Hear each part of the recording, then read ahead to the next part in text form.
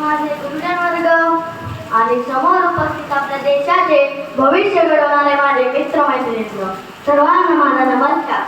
आज 78वा स्वातंत्र्य दिन आहे. मित्रांनो, हे स्वातंत्र्य सहज मिळले नाही. स्वातंत्र्य मिळवण्यासाठी इंग्रजांच्या हुकुमशाहीशी लढले अनेक महाव्यक्तींनी आपले रक्त सांडले, योगदान दिले.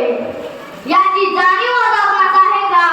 हा प्रश्न पडण्यासारखी स्थिती सध्या आपल्या अवतीभोवती आहे. परवाच आम्हाला आमच्या शिक्षकांनी ही तुमची प्रार्थना हेच आमचे मागणे ही प्रार्थना वाचायला सांगितली. या प्रार्थनेचे प्रत्येक वाक्य वाचले तर नेमके असे वातावरण आहे का, हा सुद्धा प्रश्न मला पडेल. कारण आज सर्वत्र जातीमध्ये तेढ वाढत चालला आहे. मोबाईलच्या आहारी भावी पिढी येणे असून अंगावर काटा येण्याची घटना घडत आहे.